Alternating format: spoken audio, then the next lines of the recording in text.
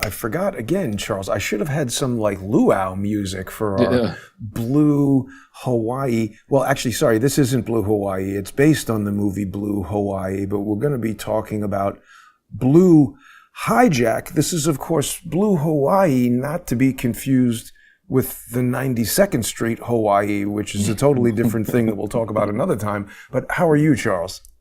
I'm great. Thanks for asking. And I'm glad we're only 12 hours apart. That makes Yes, my happy daylight savings time. planning that much easier. But this ActBlue, the art department has outdone itself, even though you're on vacation there in my beach house in the Gili Islands.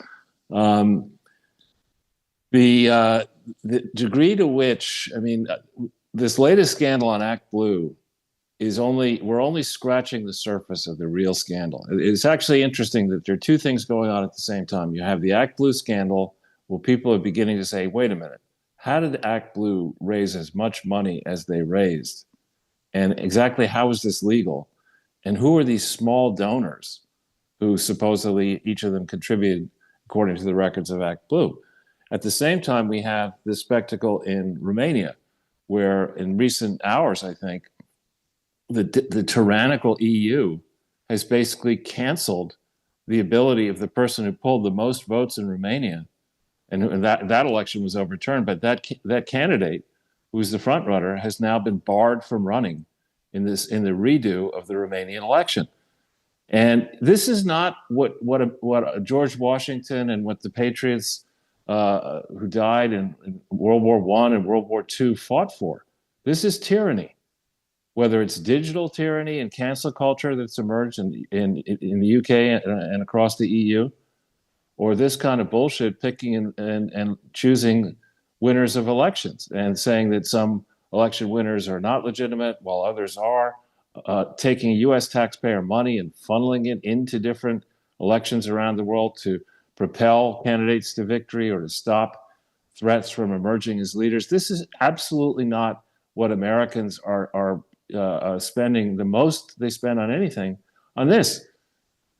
Our government leaders inside the United States and inside particularly Europe are completely out of control. They have lost the plot. They are not, I'm not talking about Trump now, but these people who are trying to, in Europe, impede the will of the voters in November of 2024 in America. This is unacceptable. And I actually had dinner last night. I was a guest at a dinner with my new German friend, and he agrees with me. He's just somebody who's in the foreign service. Germany, he's almost 80 years old, so a lot of experience. He held the rank of ambassador several places. This is a sensible guy, and he's just shaking his head. Europe is rushing headlong into nuclear conflict with Russia, and even Giorgia Meloni, which I otherwise like her, but she's lost the plot. She's saying that the EU should extend Article 5 protection to Ukraine. Wait a minute. Wait a minute. How many friggin' times can these EU NATO idiots hear the same piece of news, which is that is the very thing that is causing this war? This is, Charles, right. I'm sorry. I've had it with Europe. I've had it with Ukraine. Right.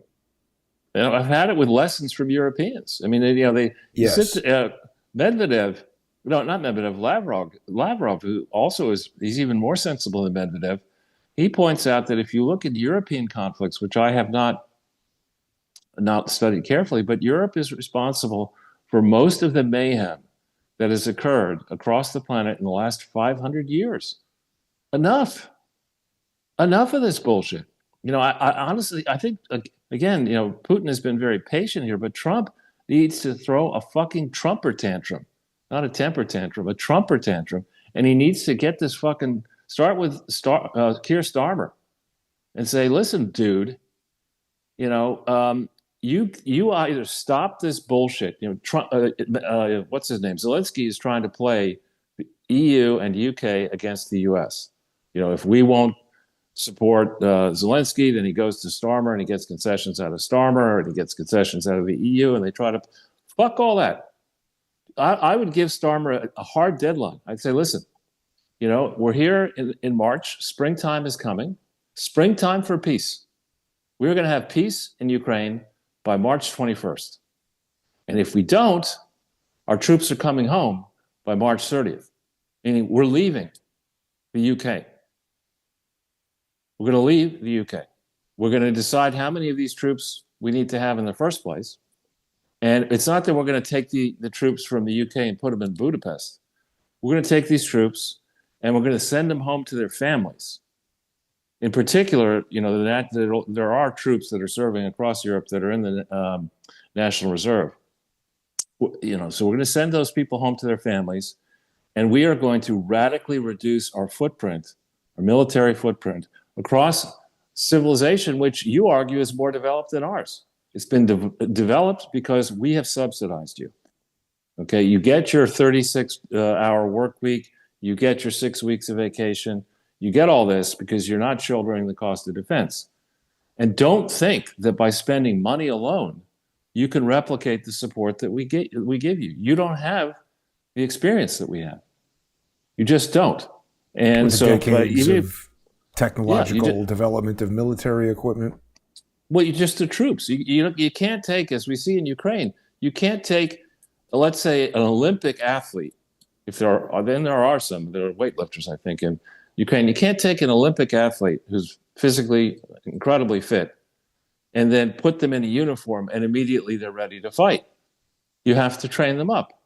And that can take, it can take 10 years to really have him. It's one thing to look at, Pete Buttigieg would probably think he immediately could be a general, but it's one thing to make a nice PowerPoint presentation. It's another thing to lead troops into combat where the best laid plans go wrong immediately. And you now have to deal with scared people, uncertainty, perhaps a broken chain of command, and that's not going to go well, right? So there's a lot of just basic training and readiness beyond the money that Europe doesn't have, and enough of this. They do have a defense armament business. I don't think it's as robust as ours, but they need to get a very clear message from Trump soon. We're not doing this. We are not doing this. And we're certainly not. What's even more concerning for me than the Ukraine mess is this censorship regime. Okay, that is a regime that we thought we broke down in 1992 and in 1988 with the fall of the Berlin Wall. That is not something that we're going to institutionalize as AI gets ever more powerful. We are not going to take, Ursula von der Leyen, or whatever her name is the head of the EU, van der Leyen, and people like Keir Starmer and Klaus Schwab and Bill Gates and Hans-Georg Wyss. So we're not going to let those people who are very rich, in some cases puppets and others, we're not going to let those people pick winners and losers and lock us into a system where, like serfs, we have to send our product, the fruits of our labor, into the Lord, so that the Lord can award himself, bigger palaces and fancier parties and more courtesans. We're not doing that. And the reverse is what we need to be doing. We need to understand how far back has this system of patronage exploded. And I suspect, it was probably prevalent prior to 1988, but after 1992, when the United States became for a time the sole superpower, the process of claiming that the government needed more money and then taking the money that came into the government and sending it back out to political donors and the puppets in the political system, that thing has gone from a minor annoyance to astounding amounts of money. We're in the tens of trillions if you add it up over years now. And what happens is the people who find the fraud in the beginning take that to the FBI, and the FBI says, you don't understand, we're the fraud business incarnate. That's what the FBI is. Once we find the fraud, we figure out, okay, how much of that money can we keep and parcel out to the political class, and let's punish the whistleblowers. The guy who told us about it, right? Let's make sure that guy goes to jail. Right. And so and a lot of this, not simply because you and I have spent so much time on it, but a lot of this we see in the Clinton Foundation. The Clinton Foundation was an example of somebody, the worst offenses of Bill Clinton's pardons at the end of his term, and at least he may have signed those pardon memoranda with his own pen rather than Joe Biden, who it appears may not have signed anything that he did while he was president. And that's another topic. But the worst offenders, Mark Rich was bad, but Susan Rosenberg, who actually blew up federal property and actually was convicted and actually had been serving, I think, close to 18 years in a federal prison, to pardon that bitch and then see her come back out of the woodwork after she got her pardon and inculcate herself into the system as some kind of professor or advisor or whatever with a thing called Thousand Currents, which I think is the predecessor to ActBlue, right? This idea that isn't it still going though? How is it the predecessor? Well, I think Thousand Currents was smaller than ActBlue, and I forget what her connection is to she's definitely in Thousand Currents. She was the treasurer or something of Thousand Currents. Wasn't she the vice chair of something like that? When we looked at it, she was pretty high up there. You know, Charles, there's something very interesting though that I wanted to tell you about ActBlue, because first of all, it began in 2004. Maybe you already know that, but I saw something that said that it really didn't take hold until 2008 when Obama officially registered with it. And, you know, this article here, How Obama Tapped into Social Networks' Power, this was written by David Carr in the New York Times, November 9th, 2008. So maybe like the following day after the election or whatever. And this is talking about how in February of 2007, a friend, we don't know who that is, could be Adam Sharp, called Mark Andreessen, founder of Netscape, and asked if he wanted to meet with a man with an idea that sounded preposterous on its face. This article talks about how some friend of Barack Obama's introduces him to Mark Andreessen, and that they get together and that they use social media to do these small money donations, and that this is the first time that this has ever been done, and what a genius Obama is.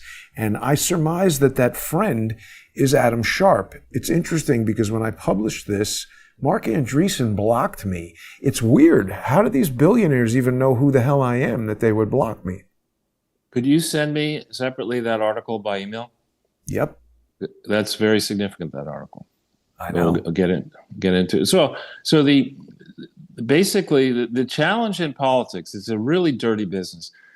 Campaigns are expensive because the media, the political consultants get a cut of the media spend, the ad buy. That's by tradition. And candidates apparently are also demanding a cut, media commissions. So when you look through the amount of money that's spent on political campaigns, it's exploding faster than the rate of inflation. Okay? And the mainstream media and social media are happy because a large slice of that expense goes into their coffers, right? The media buy, that's revenue for traditional media, for social media, et cetera. And they took it a step further, as happens. You know, I was when I was interviewed for the Sunday Times of London for that article about AIG. They closed the article with the warning that I gave the writer, the great Tim Raymond, and I said, if you take a criminal and you tell that criminal that, for example, on a highway, you're not going to enforce the laws against speeding, they will start by taking a normal car. I didn't say it exactly this way, but they'll start by taking a normal car, and then they'll move to a sports car, and before you know it, they'll be flying planes on the down the highway, and that's what's going on now. The fraudsters have heard, listen, this is the greatest fucking game in town. Right. We are going to, in politics, nobody audits anything. Nobody has any clue how much money is coursing through the veins of any government, well, at least the United States government. Nobody understands that. I would guess it's probably worse in Europe, right? Because you have national governments, you have the regional associations, and you have the stupid EU on top of it all. But in the United States, nobody has any clue of how much money is going anywhere. We don't even audit the single largest slice of the active government, the Pentagon. It's failed an audit for 8 years straight, right? And these same knuckleheads, Elizabeth Warren, who can't explain her net worth, are are pounding the table about the millionaires and the billionaires. I mean, the real people we ought to go out are the fake trillionaires, the people who sit on top of this government and are robbing you and all the audience blind. This witch, this fake, this person who appropriated a Native American heritage. I mean, she must be an albino Native American, but well, they're more upset at Trump for calling her Pocahontas than for her robbing the indigenous person who would have had the advantage that she improperly took. I think an offhanded insult is not nearly as bad as that. Right. It's outrageous.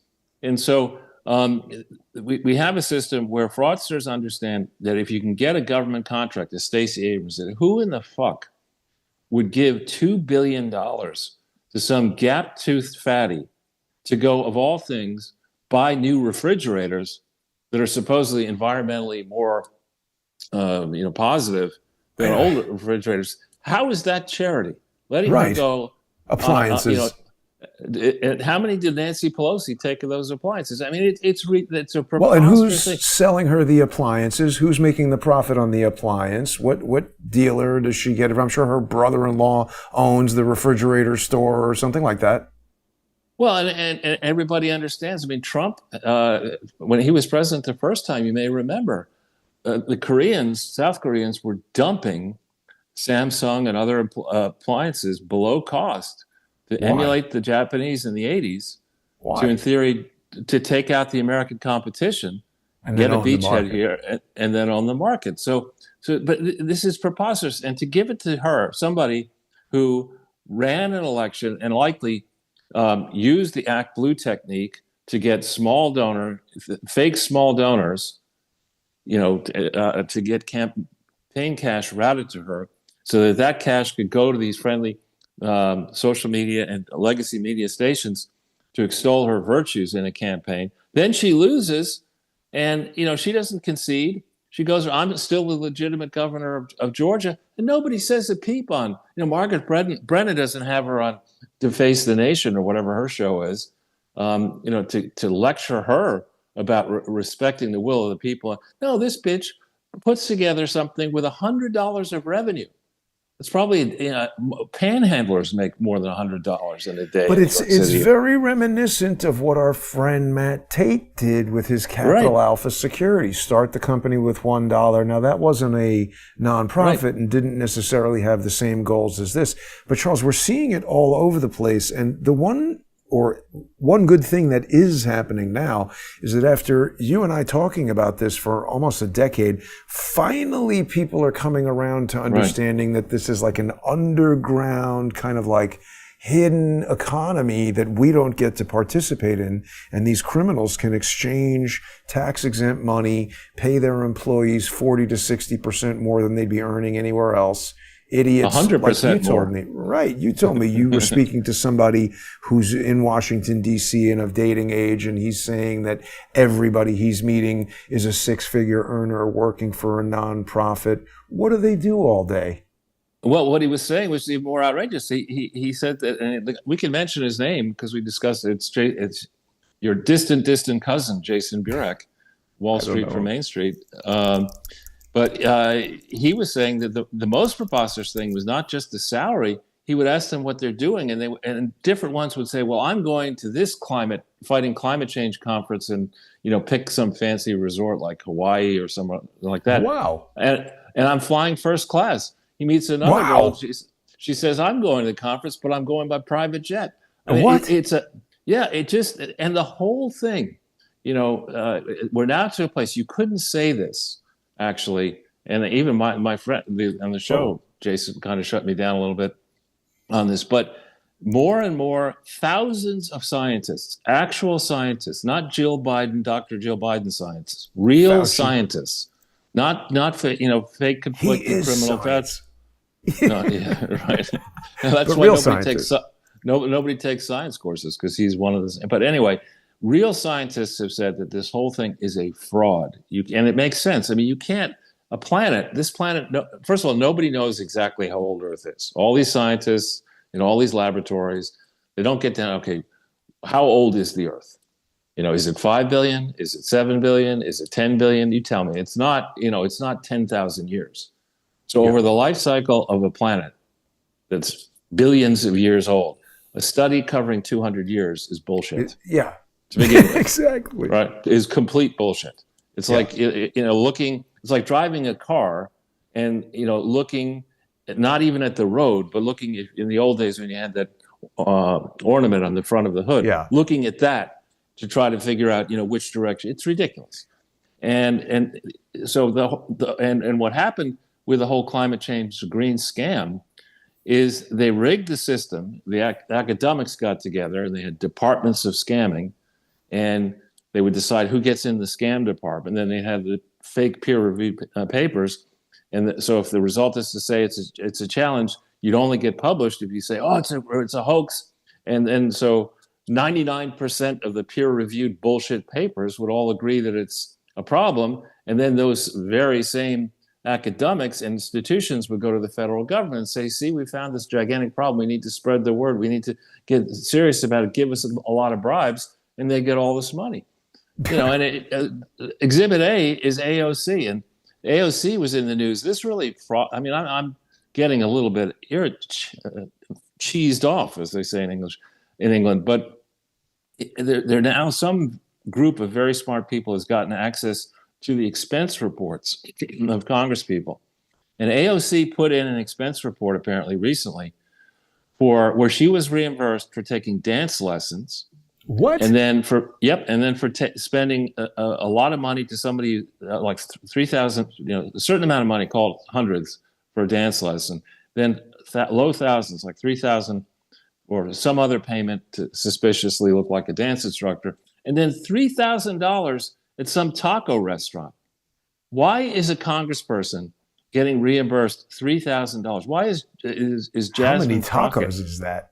It's a lot, and maybe that explains her weight gain. But why is Jasmine Crockett? I'm not pregnant. This is just $3,000 worth of tacos.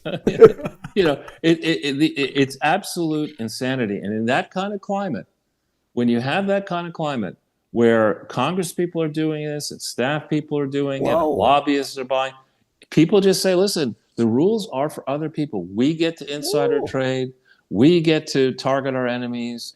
Our friends don't get prosecuted. That's why you pay us off. If you want to have an investigation, we'll set up the ground rules so that you can investigate to your heart's content, but we'll tell the Department of Justice you can't prosecute, and we'll just run out the clock, which is the approach in Washington, D.C. People, Trump was coaxed into saying, not a meat axe, a scalpel. Not a meat axe, a neutron bomb. This is gross malfeasance, and it involves both parties. It involves Mitch McConnell. It involves other Republicans. This is not sustainable. It is not sustainable, and we are headlong rushing towards nuclear war because of our European lunatics and the neocons back in Washington, D.C. We need to go in. We need to get the finances of this country put back in balance. And then we need to go after with a bounty system, not least because I might benefit from it, but with an actual bounty system where people get paid, percentages of corruption that they reveal, and where the government prosecutes and the government collects money. We need to create an incentive system where people like to pick Bob Bishop, the Clinton Foundation whistleblowers, you and me and others, who should be encouraged to bring reports of this fraud to the attention of DOJ and the Department of Justice. And then rather than waiting 25 years to think about convening a grand jury, there needs to be a special fraud group that understands what are the warning signs of fraud and corruption, what rises to the surface suggesting this could be fraudulent. Let's go after this, and let's go after this hard. And these wise, we've talked about ActBlue. There's another group called Arabella Advisors, which is also engaged in this. These are people who specialize in creating these movements and propelling hard left candidates into office and raising this kind of stuff is utter bullshit. And in the case of ActBlue, in the case of Kamala Harris's campaign, it is hard to raise legitimate after-tax money to support a political candidate. In my own case, I think I have given 3 donations in my long life, totaling less than $1,200, let's say, to political candidates. And I'm never going to give another one. And certainly not to a billionaire who's running for office. I mean, why should I do that? But so to have Kamala Harris in 107 days raise whatever she raised and spend whatever she spends is preposterous bullshit. That campaign and its associated PACs, all of that needs to be investigated. Were those donors actual people? If they're not, who put their names down to evade the rules? How much were... There's a lot of stuff in this AOC thing, expense report, that she's got a lot of dry cleaning. She can spend all this money on janitor services and dry cleaning, and that's just... It's she ridiculous. gets to charge that to the people. Like, no, this is what you're paid for. You don't need to wear dry cleaning stuff. And if she's doing it, you can be very... I mean, this idea... When you take a staffer, and I met good staffers, and one very good staffer, but there's a climate down there where every congressperson, I think it's, I forget if it's 20, but it's a decent amount of people that they can employ in Washington, another budget for staff in their home office. Senators get, I think, 3 times as much. And all of these people spend money. All of these people have expense accounts. That's before you get to the contractors. You can say you need consulting work, you need this, you need that. And none of this spending is reviewed by anybody. That is not how the people who pay for this live their lives. Not at all. Look, she's going to Target, DoorDash from Dunkin' Donuts. Come on. It's ridiculous. Why should that be an expense beyond her salary? Yeah, is lunch, is food, dinner? I mean, why? This is not an expense. This is what you pay for. This is why you're paid a salary. Right, and her salary is pretty high, actually. I mean, they raised their salaries in Congress. So you have this, and you have this mindset in Washington, D.C., going down into not-for-profit land. I mean, why should Chelsea Clinton have a chief of staff? I mean, that's fucking ridiculous. She's not the chairman. Charles, sorry, I let the time get away from me here. We're almost at half an hour here. We have to make our way over to the First Amendment Forum. Sorry to interrupt you there, but we've got a lot to discuss here. Just even this list could be a complete show. This is unbelievable, and I agree with you. If AOC is doing that after 6 years in Congress or whatever, I have a feeling there's people probably playing for landscaping at their house and all kinds of crazy things with this. But we'll be back in just a few minutes. Stay with us, everybody. If you're not already a sponsor, please join us on odyssey.com/@crowdsourcethetruth. crowdsourcethetruth.substack.com or subscribestar.com or patreon.com/crowdsourcethetruth. Thanks to